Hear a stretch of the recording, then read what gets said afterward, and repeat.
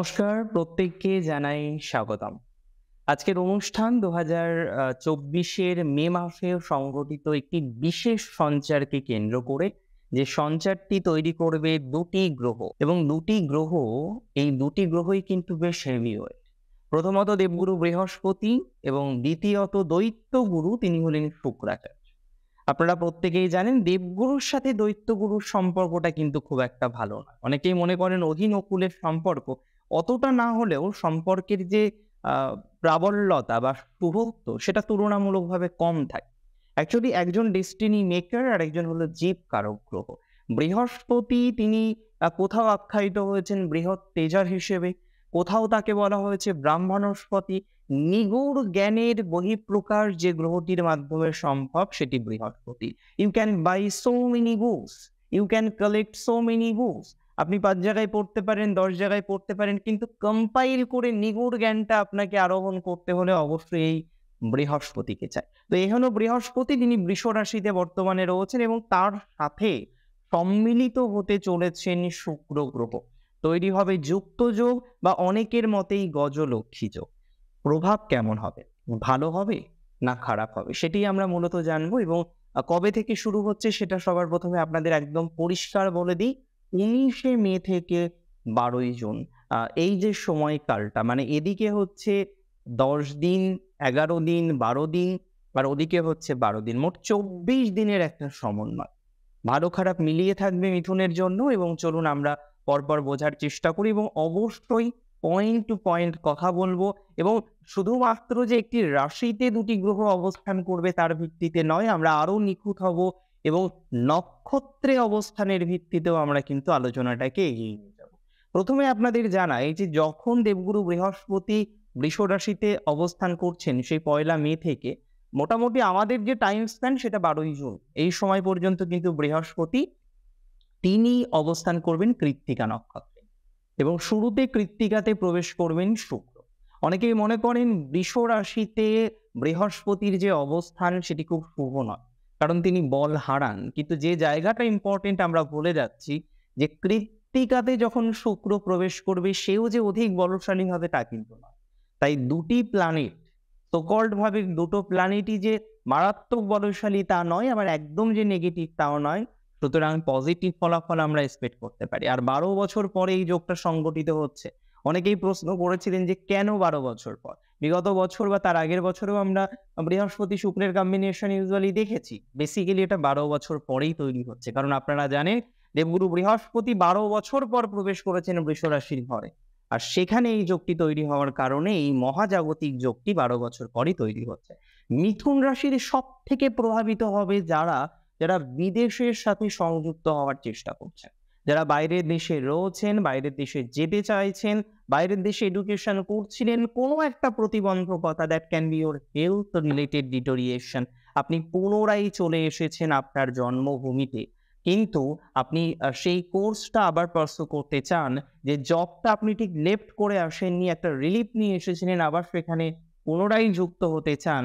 আমি মনে করি এই সমস্ত ক্ষেত্রে শুভত্ব বৃদ্ধিপ্রাপ্ত হবে। অনেক মিথুন রাশির জাতক জাতিকারা রয়েছেন বারংবার চেষ্টা করছেন বিদেশে যাওয়ার জন্য এবং যতবার বিদেশে যাওয়ার জন্য চেষ্টা করছেন কোনো না কোনো কারণবশত ততবারই আপনি প্রভাবিত হচ্ছেন বা এক কথায় যদি বলতে হয় বিতাড়িত হচ্ছেন। ভিসাটা ঠিক পাচ্ছেন না। যাদের যাদের সমস্যা এই ভিসা কেন্দ্রিক বিষয়কে কেন্দ্র করে আছে, আমি মনে করি তাদের সমস্যার সমাধানের জায়গা থাকবে ডেফিনিটলি, যদি আপনার রাশিটি হয়ে থাকে মিথুন রাশি। মিথুন রাশির ভিসা কেন্দ্রিক সমস্যা, বিদেশে যাওয়া নিয়ে যাদের সমস্যা, বিদেশে পার্মানেন্ট রেসিডেন্টশিপ বা ইত্যাদি ইত্যাদি সমগোত্রীয় যে বিষয়বস্তুগুলো আছে তার জন্য যারা চেষ্টা করছেন, গ্রিন কার্ডের জন্য যারা চেষ্টা করছেন, তাদের জন্য কিন্তু এই সমন্বয়টা শুভ হতে পারে। আরেকটা কথা আপনাদের আমি শেয়ার করি, যখন শুক্র অবস্থান করবে কৃত্তিকাতে সেই সময়টা হচ্ছে ১৯শে মে থেকে ২৭শে মে পর্যন্ত, মোটামুটি ২৬ মে পর্যন্ত। তো এই যে সময়কাল, এখানে আমরা কিন্তু আপনাদের অর্থনৈতিক ক্ষেত্রের কিছু ইনভেস্টমেন্ট দেখব। নাও পয়েন্ট ইজ দ্যাট ইনভেস্টমেন্ট কেন হতে পারে? ইনভেস্টমেন্ট বিভিন্ন কারণে হতে পারে। কোনো ক্ষেত্রে আপনার ইনভেস্টমেন্ট হতে পারে বিজনেস রিলেটেড ম্যাটারে, কোনো ক্ষেত্রে আপনার ইনভেস্টমেন্ট হতে পারে বিদেশ যাওয়ার জন্য, আবার ইনভেস্টমেন্ট বিভিন্ন রকম আদার্স বিষয়কে কেন্দ্র করেও হতে পারে যে আপনার হঠাৎ একটা মেডিকেল ইমার্জেন্সি বাড়িতে তৈরি হলো, যে কারণে আপনাকে কিছু খরচ করতে হলো, বা এনি টাইপ অফ ইনভেস্টমেন্টের যে পসিবিলিটিস, সম্ভাবনা, সেটা কিন্তু বাড়তে পারে যদি আপনার রাশিটি হয়ে থাকে মিথুন রাশির ইনভেস্ট অ্যাকচুয়ালি এই সময় থাকবে। তবে এটুকু নিশ্চয়তা আপনাদেরকে প্রদান করি যে সম্পর্কের দূরত্ব অন্তত বাড়বে না। কিছু কিছু সম্পর্ক ভালোর দিকে যাবে, যেমন বোনের সাথে সম্পর্ক, ভাইয়ের সাথে সম্পর্ক, আপনার রিলেশনশিপের মানুষটির সাথে সম্পর্ক, সেটি ভালো দিকে যাবে। মিথুন বেশি যে কমপ্লেনটা করে অ্যাকচুয়ালি মিথুন রাশির, যখন চার্ট দেখা হয়, পার্সোনালি অ্যানালাইসিস করা হয়, তখন আমি দেখেছি প্রায়শই এরা কমপ্লেন করে যে এদের রিলেশনশিপটা কন্টিনিউ হয় না। There are probably many problem they face regarding relationship, regarding friendship also. এরা যখন বন্ধুত্বপূর্ণ সম্পর্ক তৈরি করে, এরা অনেক এক্সপেকটেশন নিয়ে তৈরি করে যে সেই সম্পর্কটাকে দীর্ঘমেয়াদী করবে, সেই সম্পর্কটাকে বহন করে নিয়ে যাবে। কিন্তু কোনো একটা জ্ঞাত বা অজ্ঞাত কারণবশত এরা এদের এই সম্পর্কটাকে একটা দীর্ঘসূত্রিতা দিতে পারে না। That's definitely a great problem. But আপনি যদি আমায় জিজ্ঞাসা করেন যে এই প্রবলেমটাকে কি রিজলভ করা যাবে? Is it recoverable? এটাকে কি সলিউশন করা যায়? আমি কিন্তু একটা কথা স্পষ্টভাবে আপনাকে জানাই যে এই প্রবলেম রিকভারেবল, এই প্রবলেম সমাধান করা যাবে যদি আপনার রাশিটি নিশ্চিতভাবেই হয়ে থাকে মিথুন রাশি। মিথুন রাশির এই সংযোগটা শুভ। আবার আমি আরেকটা কথা মিথুন রাশির বলে দিই, যেহেতু দেখুন 7th এর লর্ড অ্যান্ড 10th এর Lord is involved in this yoga. So কোথাও যেন কর্মজীবন রিলেটেড একটা পরিবর্তনশীলতা থাকে। এর আগে একাদশে বৃহস্পতি ছিল, এখন বৃহস্পতি দ্বাদশে। তার মানে যা কিছু প্রাপ্তি, যা কিছু প্রাপ্তি সম্পর্কিত বিষয়ের সাথে ডিরেক্টলি কানেক্টেড, তা কিন্তু একটু ব্যয়ের মাধ্যমে, দেরি করে, বিলম্বে, নানা রকমের পরিস্থিতির মধ্যে দিয়ে হতে পারে বা হওয়ার সংযোগ থাকবে। যদি আপনার রাশিটি নিশ্চিতভাবেই হয়ে থাকে কি রাশি? মিথুন রাশি। মিথুন রাশি তাহলে 19 থেকে 27 তারিখটা বুঝতে পারলাম। এই সময় আপনাদের কিছু সাজেশন প্রয়োজন। যেমন দেখুন, ইনভেস্টমেন্ট হঠাৎ প্রয়োজন হলো, করতে হবে। We don't have any other option regarding that, right? আমাদের আর কোনো অপশন নেই। বাট থিং ইজ দ্যাট যেখানে ইনভেস্টমেন্ট করাটা অত্যন্ত প্রয়োজনীয় নয়, লাইক দ্যাট আপনি চাইলে পরেও করতে পারেন। লাইক দ্যাট আপনি ইনভেস্টমেন্ট যে করতেই হবে এমন কোনো বিষয় নেই, আপনার চয়েসের উপর ডিপেন্ড করছে। এই ধরনের ক্ষেত্রে আমি মনে করি ইনভেস্ট করা উচিত হবে। প্রয়োজন করতে হবে, ইমিডিয়েট বেসিসে প্রয়োজন করতে হবে, চাপ পড়ে গেছে করতে হবে, বাট যেখানে আপনার কাছে অপশন আছে, ডোন্ট ডু দ্যাট। রিলেশনশিপগত বিয়ে নিয়ে একটা সমস্যার জায়গা আপনাদের কিন্তু শর্ট আউট হতে পারে। অ্যাকচুয়ালি বৃহস্পতিকে knowledge, more and more knowledge that we get from Jupiter, and Venus কি একটা নলেজকে প্র্যাকটিক্যাল ভাবে রূপান্তরিত করার ক্ষেত্রে ভিনাসের জরিমালা ভার। আপনারা সবাই এর আগে বিভিন্ন রকম সূত্র পড়েছে। তো একটা সূত্র, সেই সূত্র জুপিটার তৈরি করবে, আর সূত্রের যে প্র্যাকটিক্যালাইজেশন সেটা তৈরি করবে কিন্তু ভিনাস। একটা পাখি ডাকছে, প্রাকৃতিক স্বাভাবিক বিষয়। ভিনাস হচ্ছে এমন একটা যন্ত্র তৈরি করতে পারবে যে যন্ত্রটা সেই পাখির মতোই ডাকছে। It is not natural, it is artificial. দুটো ডিফারেন্স আছে। দুজনাই গুরু। তো গুরু কখনই ভুল হতে পারে না। কথায় বলে, যদিও পি আমার গুরু সুরি বাড়ি যায়, তদিও পি আমার গুরু নিত্যানন্দ রায়। তো গুরু গুরু, এই গুরু অলওয়েজ গুরু। গুরুর ডেফিনেশনটা খুব কঠিন একটা বিষয়, যেটা নিয়ে আজকে ডেফিনেটলি আমরা চর্চা করব না। তবে একজন গুরু সর্বদাই একজন গুরু। আচ্ছা, এবার আমরা চলে আসি 27 তারিখের পরের সিনারিওটা, এবং আমি মনে করি এই ট্রানজিটের সর্বাধিক শুভ সময় হচ্ছে 27শে মে থেকে শুরু করে 7ই জুন। 10-11 দিনের একটা সঞ্চার, যেখানে শুক্র রোহিণীতে অবস্থান করবে। বৃহস্পতির মতো কৃত্তিকায় থাকছে, শুক্র রোহিণীতে আসছে। যে রোহিণী আপনাদের রাশি সাপেক্ষে দ্বিতীয় ঘরের অধিপতির নক্ষত্র, চন্দ্রের নক্ষত্র। তো মনিটারি দিক থেকে আমি মনে করি এই সময় অনেকটা পারফেক্ট হতে পারে আপনাদের জন্য, কারণ এই সময় একটা মনিটারি গেইন আপনারা অ্যাচিভ করতে পারেন। সেকেন্ডলি আমরা দেখতে পারবো নট অনলি মনিটারি গেইন, পরিবারের সদস্য সংখ্যা বৃদ্ধিপ্রাপ্ত হতে পারে। অনেকে আইভিএফ বা ইত্যাদি সমগোত্রীয় প্রসেসের কথা ভাবছে, বাট কোনো একটা কারণবশত সেটা করা হয়ে উঠছে না। সো যারা এই ধরনের একটা সমগোত্রীয় প্রসেস ভাবছেন, কিন্তু তৈরি করতে পারছেন না, আমি মনে করি তাদের ক্ষেত্রে শুভ ফলাফল বৃদ্ধিপ্রাপ্ত হবে। অ্যালং উইথ দ্যাট এটা মনে করা যায় যে সেকেন্ড হাউসের লর্ডের নক্ষত্রে অবস্থান করার জন্য অনেক বেটার একটা অপরচুনিটি আপনারা পেতে পারেন। কোন ক্ষেত্রে বেটার অপরচুনিটি পেতে পারেন এটা নিয়ে এবার আমরা একটু বিশ্লেষণ করব। তো সেই জায়গায় দাঁড়িয়ে আমার কিন্তু মনে হয় যে আপনারা মনিটারি দিক থেকে এবার একটু গেইন পাবেন ২৭ তারিখের পর থেকে। ফ্যামিলির দিক থেকে গেইন পাবেন। সদস্য সংখ্যা বৃদ্ধিপ্রাপ্ত হতে পারে। বিবাহ সংক্রান্ত বিষয়ে ধনাত্মকতা বাড়তে পারে। কর্মজীবনে নতুন অ্যাচিভমেন্ট আসতে পারে। পরিবর্তনের মাধ্যমে অ্যাচিভমেন্ট। চলে যাওয়ার মাধ্যমে অ্যাচিভমেন্ট। চাকরি চলে গেল ধরুন। চলে গেছে ধরুন অনেকের current situation and you are trying to get a new job definitely. So এই ধরনের বিষয়বস্তুর ক্ষেত্রে আই স্ট্রংলি বিলিভ, আমি মনে করি yes we will get some positive aspects from that particular matter. আপনি কিছু শুভত্ব বা আই বিলিভ যে কিছু শুভ ফলাফল আপনি কিন্তু এই সঞ্চারের পরিপ্রেক্ষিতে পেতে চলেছেন বা আপনি নিশ্চিতভাবেই পাবেন। আরেকটা কথা আপনাদের আমি বলে রাখি, যদি রাশিটি আপনার হয়ে থাকে নিশ্চিতভাবেই মিথুন রাশি এবং আপনি বর্তমান সময়ের সবথেকে সমস্যাটা হচ্ছে লোন, ইএমআই, বিভিন্ন ধরনের ঋণ, বিভিন্ন ধরনের লায়াবিলিটি। অ্যান্ড ডেফিনিটলি কেউ লায়াবিলিটির মধ্যে থাকতে চায় না। সবাই চায় রিকভারি করা, রাইট? তো আমি এখানে মনে করি যাদের রাশিটি হচ্ছে মিথুন এবং যারা প্রচুর পরিমাণে অর্থনৈতিক লায়াবিলিটির মধ্যে রয়েছেন, তারা কিন্তু এই জায়গাটা থেকে বেরোতে পারবেন। খুব অসুবিধা হবে বলে আমার মনে হয় না। যারা সাহিত্য নিয়ে পড়াশোনা করেছেন এবং যারা ক্রিয়েটিভ কোনো বিষয়ের সাথে অ্যাটাচ, ডেফিনিটলি একটা জব চাইছেন কারেন্ট সিচুয়েশনে। বিকজ দীর্ঘদিন ধরেই আপনি অনেক রকম চেষ্টা করেও এই মুহূর্তেও সফলতা সেইভাবে পাননি। আপনি কন্টিনিউ করছেন। আপনি হার না মানার পাত্র বা পাত্রী, তবুও আপনি কন্টিনিউ করছেন। আমি মনে করি পজিটিভিটি হবে। অনেকের জব কিন্তু থ্রু লিটিগেশন আসতে পারে। যেমন ধরুন কোনো একটি কেসের মাধ্যমে জব প্রাপ্তি হলো, কোনো একটি বিষয়ের মাধ্যমে জবের জায়গাটা তৈরি হলো। এটা কিন্তু হওয়ার পসিবিলিটি স্ট্রং ভাবে রয়েছে। বিশেষ করে মিথুন রাশির ক্ষেত্রে আমি মনে করি যে এইভাবে জব প্রাপ্তির জায়গা আসতে পারে। কোনো একটা দুর্নীতি সেটাকে আ হয়ে গেছে আপনার সাথে, সেইটাকে রিজলভ করে আসতে পারে। এ ধরনের একটা বিষয়বস্তু কিন্তু আমি এক্সপেক্ট করছি। তবে এটুকু আমি আপনাকে অ্যাসিওর করছি, যারা জব রিলেটেড বিষয়ে প্রবলেমে পড়েছেন, বিগত দিনে কোনো কারণবশত জব চলে গিয়েছে, তাদের ক্ষেত্রে শুভ সমন্বয় আসবে বা আসার সংযোগ আমি অন্তত 70+ দেখতে পাচ্ছি।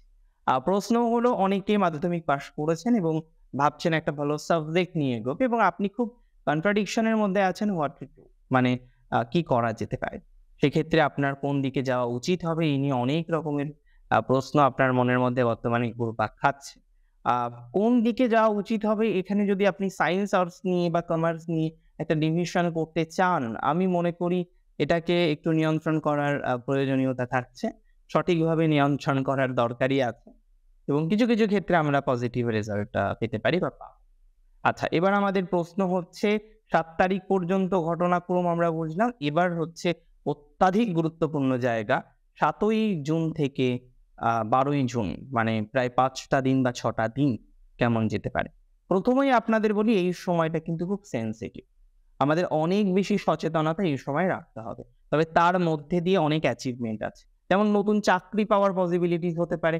যেকোনো কেস থেকে বেরিয়ে আসা বা যে রায়টা আপনার দিকে যাচ্ছিল না, যে রায় নিয়ে আপনি ছিলেন অত্যাধিক বেশি পরিমাণে চিন্তিত, আমি মনে করি তাদের থেকে পজিটিভিটির মাত্রাটা বাড়তে পারে।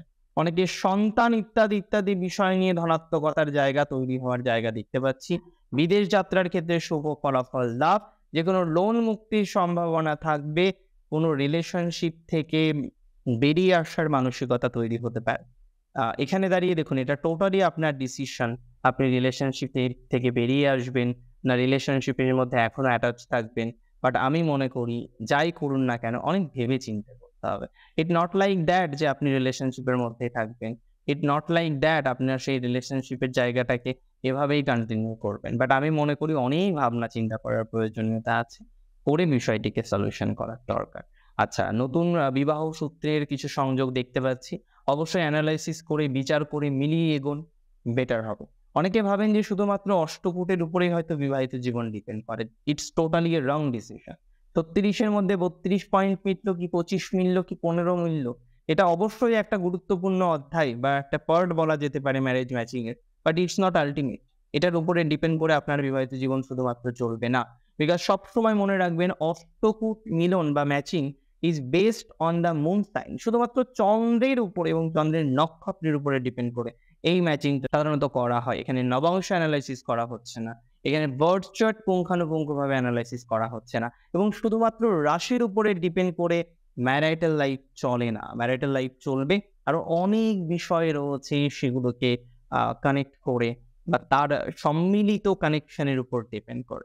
তো আমরা দেখবো যে কতটা এনহান্সমেন্ট বা ইত্যাদি ইত্যাদি বিষয় তৈরি করা যেতে পারে যদি রাশি হয়ে থাকে মিথুন। দেখুন, মিথুনের 3 নক্ষত্র এই সঞ্চারের ফলে 3 ধরনের ফলাফল পায়। প্রথমেই আমি বলি, যাদের নক্ষত্র হচ্ছে মৃগশিরা, তারা এই সঞ্চারের সর্বাধিক ফলাফল পেতে চলেছেন, এবং সেটি পাবেন জুন মাসে।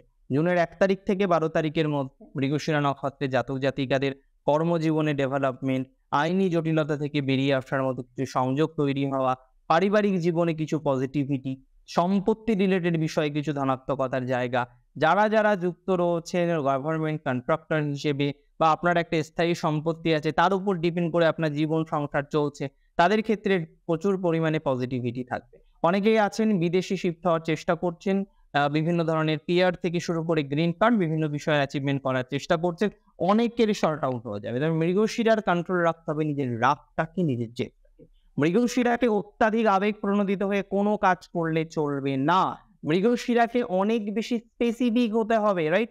মৃগশিরাকে অনেক বেশি এনার্জেটিক হতে হবে, হয়ে কর্মজীবনকে কন্টিনিউ করতে হবে বা করার প্রয়োজনীয়তা আছে বলে আমি মনে করছি। এবং যে সমস্ত মৃগশিরা নক্ষত্রের জাতক জাতিকাদের ল লিটিগেশন রিলেটেড প্রবলেম আছে, রিজলভ হবে, এটুকু অ্যাসুরেন্স আপনাকে আমি দিচ্ছি। পার্টি পলিটিক্সে যারা কানেক্টেড রয়েছেন তাদের ক্ষেত্রেও এই সমন্বয় শুভ হতে চলেছে। নক্ষত্র যদি আপনার হয়ে থাকে আদ্রা, আদ্রা নক্ষত্রকে নিয়েও অনেক রকমের আলোচনা আছে, বিশেষ করে যারা সোশ্যাল মিডিয়ার সাথে কারেন্টলি অ্যাটাচ রয়েছেন, যারা সোশ্যাল মিডিয়া ইনফ্লুয়েন্সার হিসেবে কাজ করছেন, তাদের ক্ষেত্রে কিন্তু পজিটিভিটি বাড়বে আদ্রার। আদ্রা নক্ষত্রের এমনিতে মানসিক কষ্টটা তুলনামূলকভাবে বেশি হয় জীবনচক্রে, এটাকে হয়তো কিছুটা কন্ট্রোল করা যাবে। আদ্রা নক্ষত্রের নতুন লার্নিং প্রসেস স্টার্ট হতে পারে, এবং আপনার পার্টনার হয়তো সেই লার্নিং প্রসেস স্টার্ট করার জন্য আপনাকে অনেকটা সহায়তা করতে পারে। অ্যাকচুয়ালি আদ্রা নক্ষত্রকে নিয়ে আমরা আশাবাদী, চূড়ান্ত আশাবাদী আদ্রা নক্ষত্রকে নিয়ে। কারণ যে ভাবে আপনাদের ভাইবস গুলো তৈরি হচ্ছে না, প্র্যাকটিক্যালি বলতে হলে অসম্ভব পজিটিভ ভাবে তৈরি হচ্ছে, এবং এটি আপনাদের জন্য নিশ্চিতভাবে কিছু কিছু ধনাত্মকতা বহন করে নিয়ে আসতে চলেছে, বা এক কথায় যদি বলি নিয়ে আসবে। Well, what next? এর পরে কি আছে? এর পরের যে বিষয়টা নিয়ে আমরা আলোচনা করব সেটিও ডেফিনেটলি একটা গুরুত্বপূর্ণ অধ্যায় বা গুরুত্বপূর্ণ টপিক। সেটি হলো, নক্ষত্র যদি আপনার হয়ে থাকে আদ্রা, সেক্ষেত্রে যাদের রিলেশনশিপ ভেঙে গেছে, চুরমার হয়ে গেছে, কোনো কানেকশন নেই, পজিটিভিটি হবে। আদ্রা নক্ষত্রের কিন্তু দাম্পত্য জীবনের কলহ মিটতে পারে, ল লিটিগেশন, ট্রু ম্যারিটাল লাইফ কিছুটা রিসলভ হবে। নক্ষত্র পুনর্বসু এই সঞ্চারে প্রভাবিত হবেন, কারণ Jupiter is involve with that particular যুক্ত যোগা। তো এখানে দাঁড়িয়ে আমি মনে করি বৃহস্পতির নক্ষত্র পুনর্বসুদের কর্মজীবনের positivity, 10th house involve, marital লাইফের positivity, 7th house involve, and কোথাও যেন গিয়ে রিলেশনশিপের পজিটিভিটি থাকতে পারে। এবং পার্টিকুলারলি আমি বলে রাখি, সন্তান নিয়ে যাদের এত দুশ্চিন্তা, শুধু দুর্ভাবনা করছেন, তাদের ক্ষেত্রে ধনাত্মকতার মাত্রা কিন্তু অনেকটাই বৃদ্ধিপ্রাপ্ত হতে পারে। এবং আজকের অনুষ্ঠান মূলত ছিল একটা বিশেষ সঞ্চারকে কেন্দ্র করে, মানে একটা সংযোগকে কেন্দ্র করে, যেটি জুপিটার এবং নিশ্চিতভাবেই ভিনাস একত্রে তৈরি করছে। অনেক রকম প্রশ্ন এরপরেও হয়তো থেকে যাবে, যদি প্রশ্ন থাকে চেষ্টা করবেন কমেন্ট করার, আমিও চেষ্টা করব রিপ্লাই দেওয়ার। আর প্রচুর ভালো থাকতে হবে, শ্রী গণেশের চরণে থাকতে হবে। অনেক ভালো থাকুন প্রত্যেকে। জয় শ্রী গণেশ।